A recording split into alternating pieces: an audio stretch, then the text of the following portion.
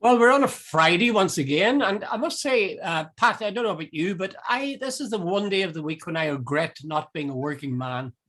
I used to enjoy Fridays, mainly because we Yeah. went to the pub after school. What Well, about the? I used to enjoy Fridays because when I worked for the Dairy Journal, our week we did about a 50, 60 hour week on occasions on 4 days.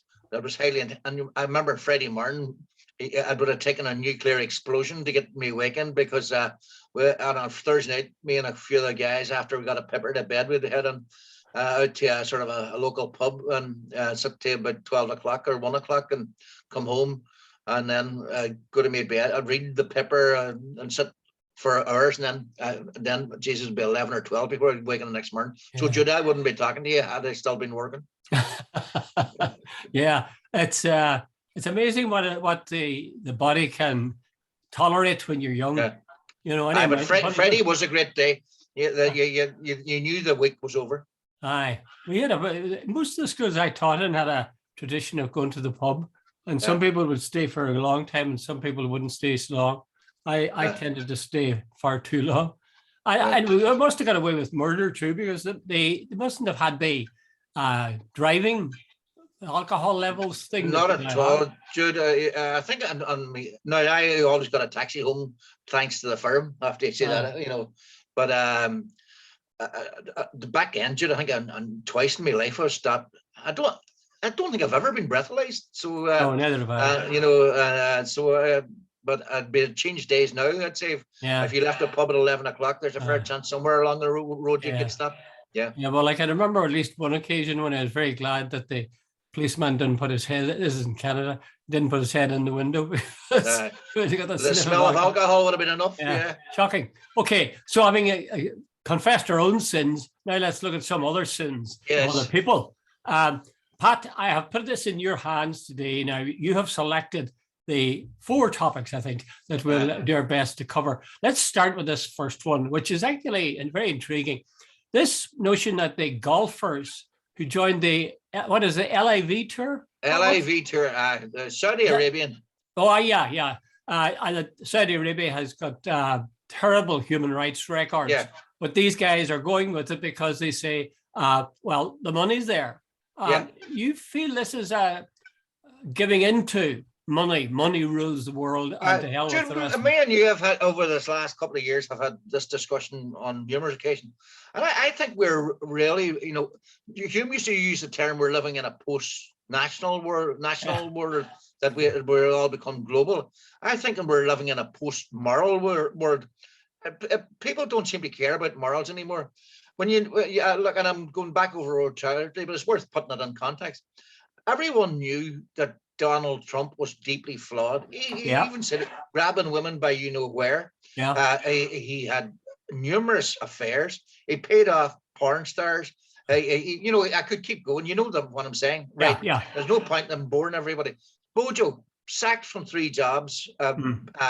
His former editor, Max Hastings, said he was singularly uh, unsuitable to the role of prime minister. He's possibly one of the most unsuitable people he'd ever come across.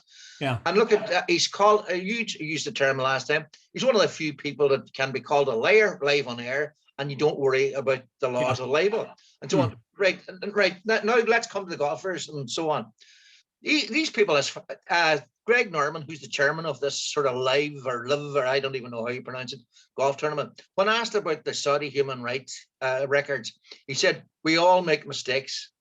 Oh, Jesus, Jude, I think, right, I'll just put it on the record. I think these people are stooges. I think what's happening is totally immoral or amoral.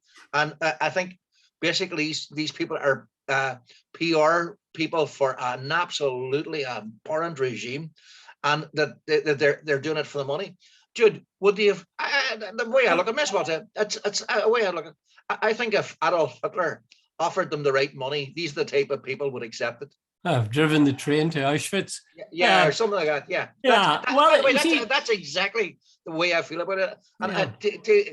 and for these guys who are multimillionaires already to sort of claim we're helping, the Saudis reach a better place. But anyway, Jude, I've said enough. Okay. Right, Pat.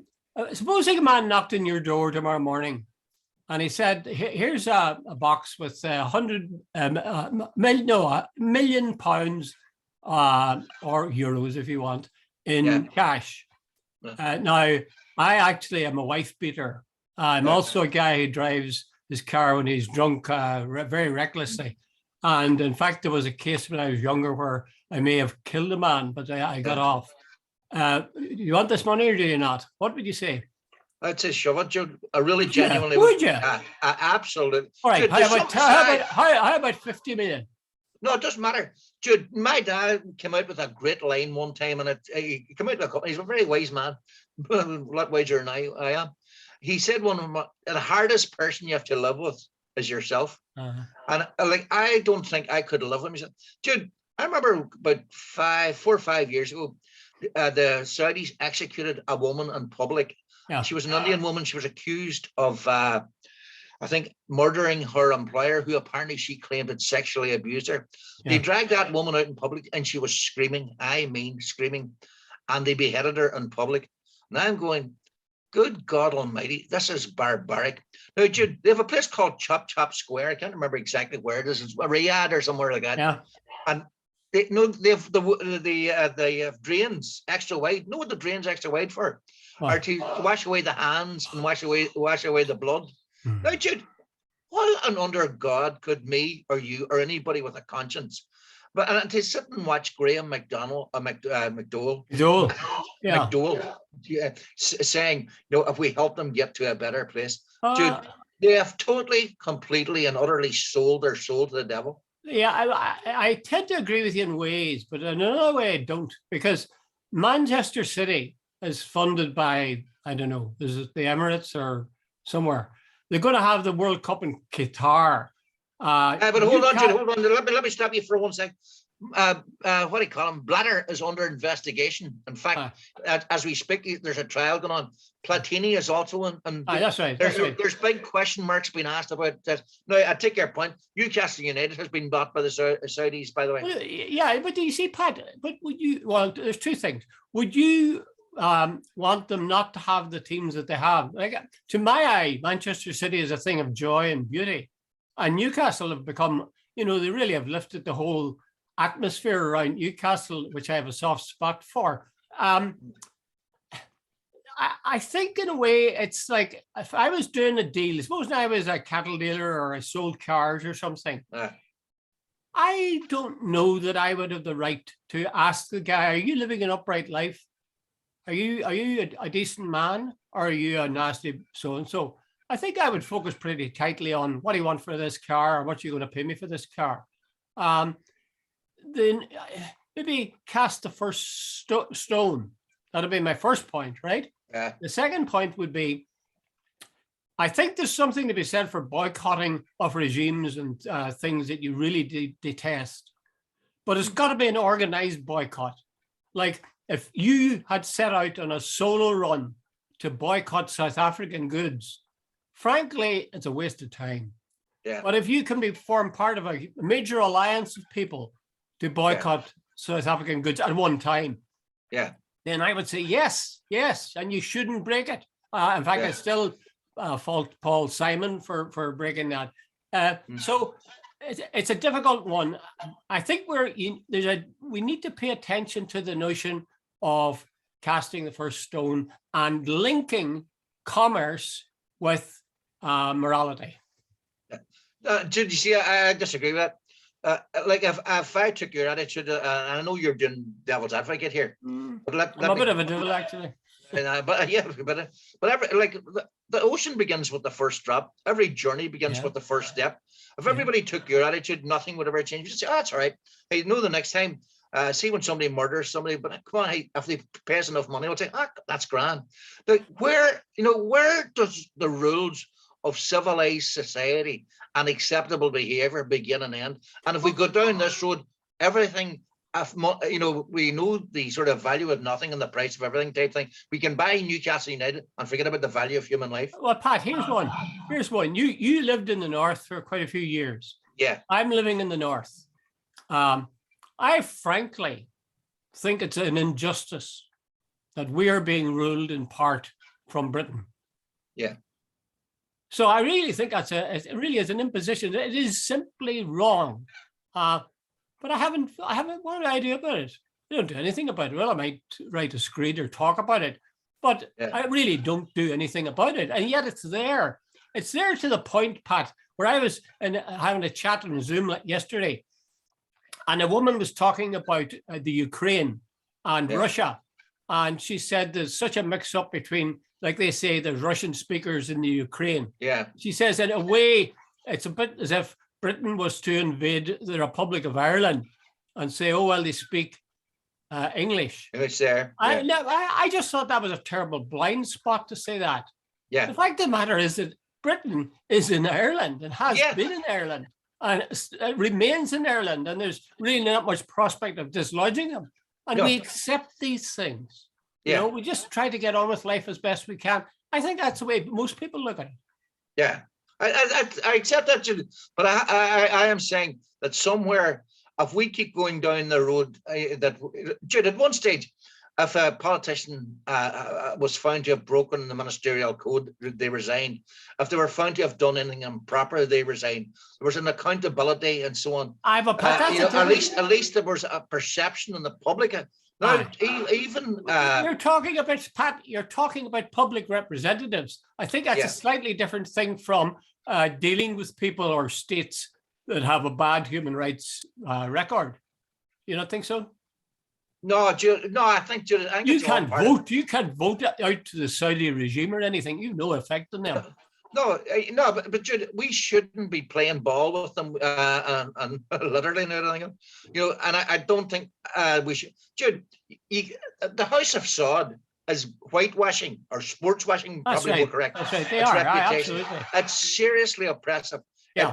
It executes its publicly executes its opponents. There's no opposition allowed. Women are seriously oppressed. That's right. By our standards. And yet we're getting more and more enmeshed. I think we should be disengaging rather than engaging. Right, Pat. If tomorrow, if you could, would you strip Man City of all its funding from this, wherever it is that funds them, and Newcastle, for example? There's two teams. Absolutely. Absolutely.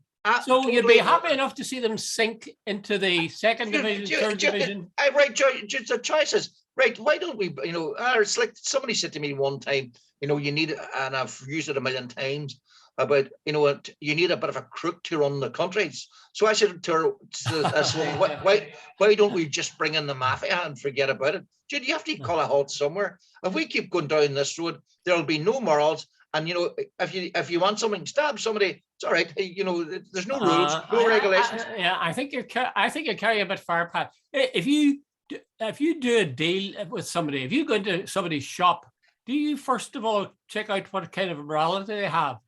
If you're getting a brain surgeon working on you, would you look up at him before you started and say, are you faithful to your wife? No, Jude. No, Jude. That's not comparing like with like. This is a public body buying sports washing and paying what do you call it? Tiger Woods was offered almost $1 billion to join it. He refused. For some reason, Rory McIlroy says, I understand people, but I'm not joining either. There are people who said, no, I don't want to be part of this. But Pat, hold on a second. You started this, so let me finish. You made the point.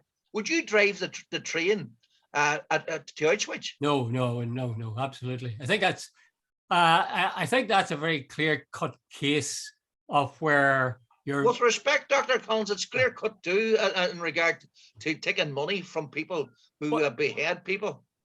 Well, you see, up until fairly recently, there was hangings and beheadings in Ireland and in England and throughout the world. It's only with maybe the 19th century that they stopped doing it. Yeah, maybe the 20th century. There are a lot of reasons they stopped because of public opinion. I tell you, I sympathize with a lot of what you're saying, Pat, but two things worry me a little bit. One is the catastrophic effect it would have. See, if we were true to our principles, we shouldn't be looking at Man City even. We really shouldn't be subscribing to any network that allows us to watch Man City play, or Newcastle, or all the various other clubs that are funded by dubious people.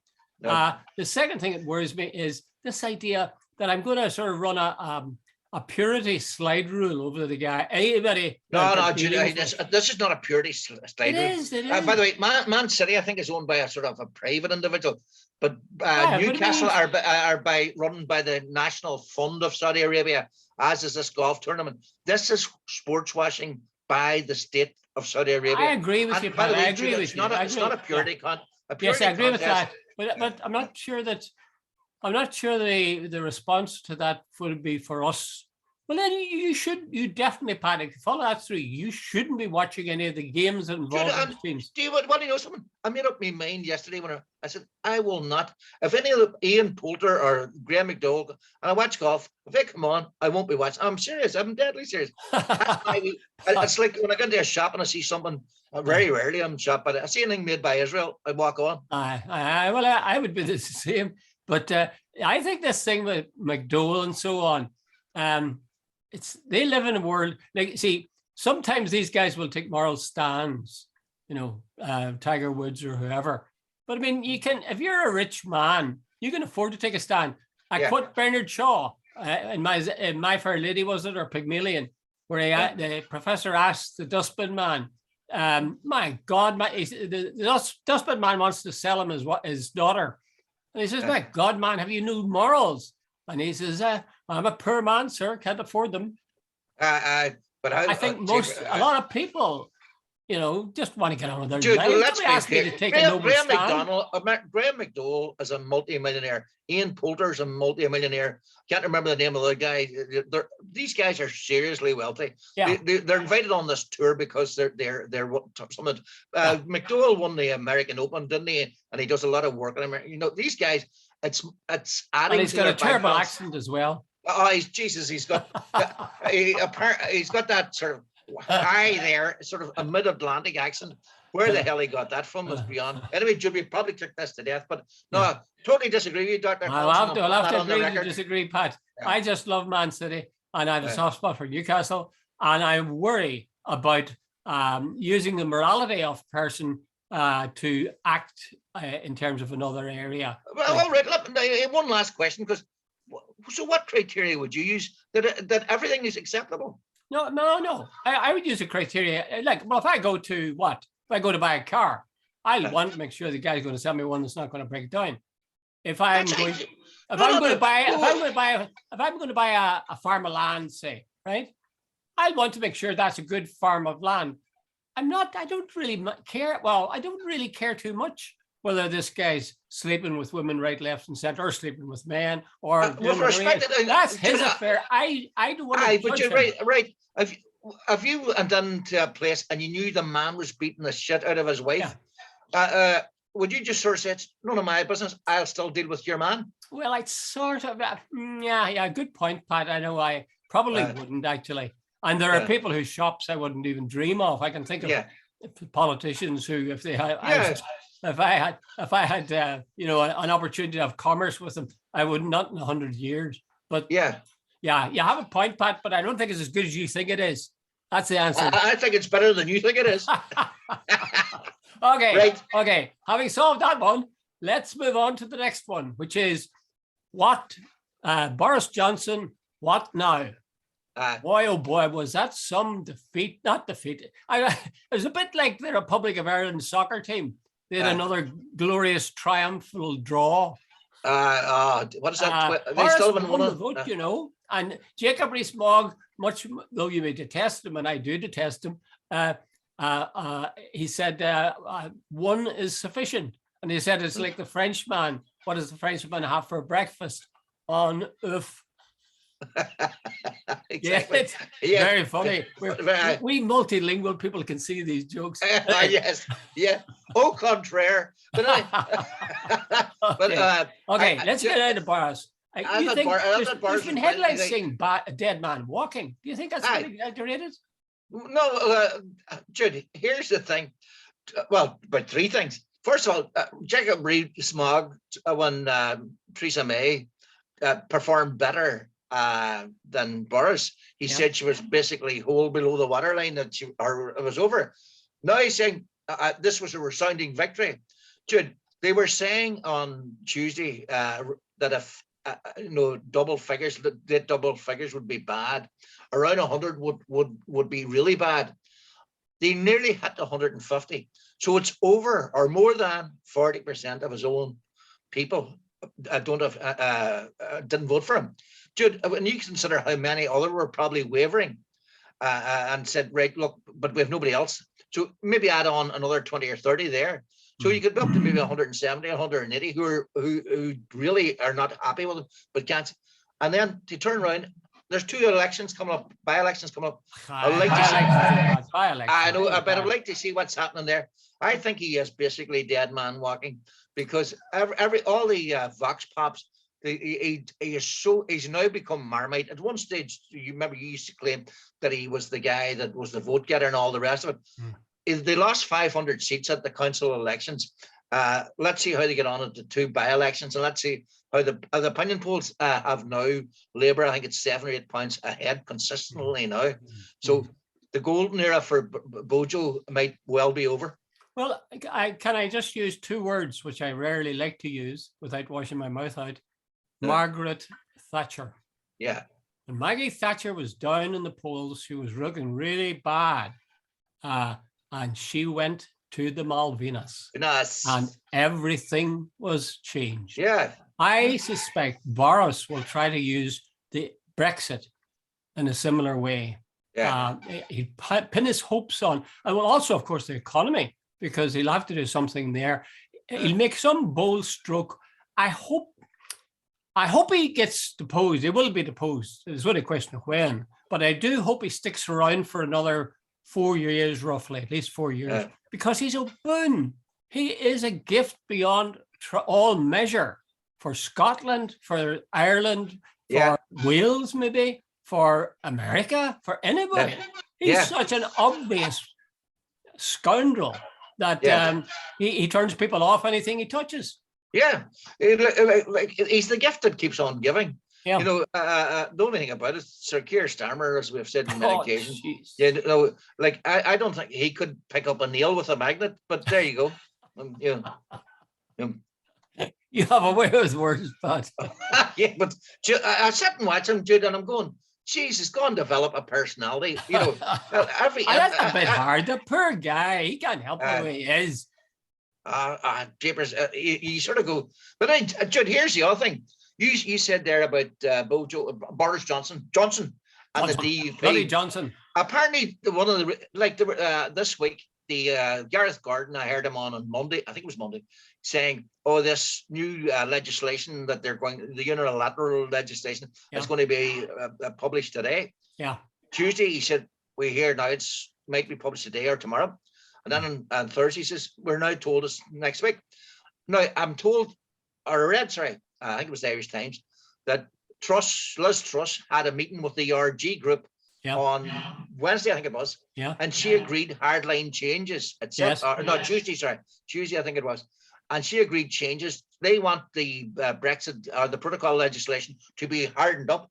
And apparently the ERG group, who are the hardline Brexit group, they insisted on all this sort of stuff. So she apparently agreed to changes, ran them past Boris, and Boris insisted that they be taken out again. And on the very simple basis that he's saying he doesn't want, this is what I thought, that he doesn't want to be seen to be dancing to the DUP's tune. That's right. That's right. I saw that, and that heartened me a lot. The difference is the Truss and Company want to make it on the ERG or E, whatever it is. They ERG. Want to make it mandatory. They're going to want to build it into the legislation that Britain will ignore this deal, the aspects of this deal in terms of the protocol. Boris wants it to be that the individual minister will be able, if he or she wishes, to override the protocol. Yeah. Now, the thing is, the DUP don't want any part of the second of those. They are the second of those. They want it hardwired in. I think they're so nervous that they'll be taken for fools again. Yeah. But the point, you see, the glory of the thing is this: they're looking to have the protocol, smashed. Yeah. Truss is talking about smashing it.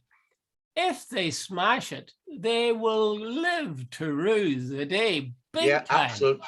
And I mean, Boris must be already regretting that he went through Brexit, because the British economy is in such a mess. Yeah. I don't understand how people don't get it. The DUP, they're faced with a situation where the only answer is to become user-friendly for Catholics and nationalists. And what do? They become totally hostile towards anything resembling in any way nationalists or Catholics. But Jude, there was another economic poll released yesterday, then London Times, or was it this morning? The fastest growing area outside of London, which is always the main area anyway, is Northern Ireland. And they're saying without question the access to Europe that protocol gives them is helping Northern Ireland, and more so than any other region. So this rubbish that Jim Allister and all the rest are saying, this is destroying the economy, and the East-West is the most important, and so on. Well, God, where's the proof of the economic indicators and statistics? And you, thanks to it, I was struggling there. if they're all flowing one way, where's the evidence to say it's doing they don't have any. They don't have any. Well, there are individual people, I gather, having a hard time. There's always going to be problems in certain areas. But I remember talking, Pat, way back earlier to people on the border, the border communities against Brexit, talking to guys, and they were saying things like, I crossed the man that had a business, I think it was in the south, just over the border in the south. He says, I must cross the border on average about a dozen times every day. In the course of his work. Milk, for example, seems to be bouncing back and forth. I wonder if it isn't turned by the time it gets finished. It's just going so fast. So if they actually get the protocol to be destroyed, I mean, the entire trade, there's going to be people put out of business like a flash. Jude, there are millions. You're also going to violence, I think. By the way. There's millions of gallons going across the border. There's stuff, I think, that's taken across the border for sort of churning and then brought back for processing and so on. Jude, and it's an all Ireland. But I mean, we've been doing this. But I think it's going to be interesting in the next couple of weeks. I think what the problem for Boris Johnson, Jude, is after 148 of his MPs voted against him, he picks a fight now with the EU and ends up with a trade war. That 148 starts going way north again. It's going to climb, and I think that he has to sort of sit back for a couple of days and sort of say, how much can I risk? Because if he starts a trade war, and as you said, with a fragile economy and things, his economy starts going south, he's in big trouble. That's it, and that's what I fear. Well, I don't fear it all that much, but he may. At the moment, he's not going as hard with the EU thing as he could do, as we've seen. Truss is harder than because he's backed off 3 times this week, Jude. Not publishing that. I really seriously hope that he hangs around, because he is pure gold. Now, I've talked to guys in Scotland, and God, they say, please keep Boris, keep him. He is a gift. Here's a question for you, Jude. I know we're down to 5 minutes, by the way. We are, do you believe he could be the last Prime Minister of Great Britain, the United Kingdom of Great Britain? Well, I tell you something now, but I honestly think he may. I honestly think he may. For example, Scotland is, I think Nicola Sturgeon is committed to border poll inside this administration. So you're talking in terms of 3 years roughly or so. I see where Barry Cowan of Fianna Fáil has called on the Taoiseach to name a date. And more and more people are saying name a time. I'm not sure that's a good idea. By the way, Neil Richmond, who Fine Gael, who was at one stage, I think he has had enough of this sort of what would you say, of hands around your throat in regard to the protocol. He's basically saying, we need to sort this out. And he's talking about a date for a border poll not a date, but planning for it. Oh, I think the planning thing has sort of passed the test already. And in fact, the guys who are calling for a date, I don't think they really seriously believe they'll get a date, but they might push Micheál Martin into doing something in terms of citizens' assembly or that kind of thing. Dr. Con, seeing we're down to 3 minutes here, can I run something by? Yeah, are we doing 3 minutes? I'm trying to see why can't I see that? Oh, there it is. We're down to 3 minutes, 39 seconds right here. Go. Right. There's a firm somewhere in Northern Ireland, apparently, who's I heard it on RT this morning. Inquiries for car hire have gone up by 550% in this less than a year because the price gouging in the Republic.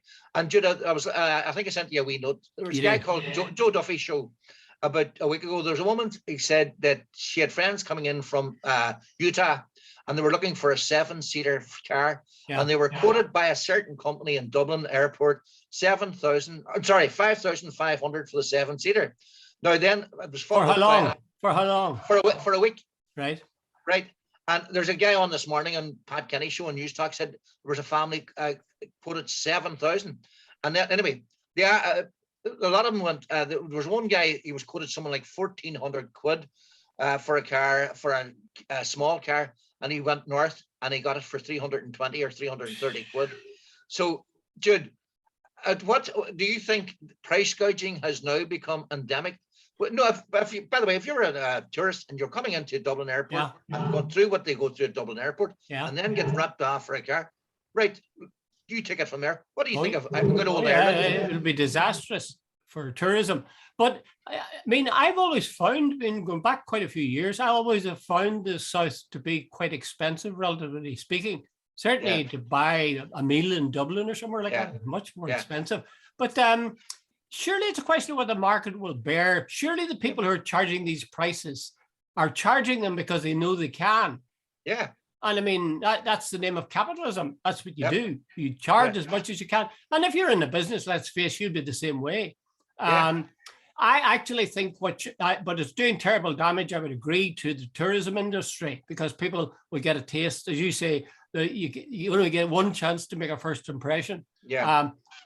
What the government in the South should do is pass some law where there is a ceiling on the amount that can be asked. In fact, they should say how much can be charged for various vehicles for hire. And I think they should have a ceiling on the kind of price that people are asked to pay when they're staying overnight in a hotel or whatever.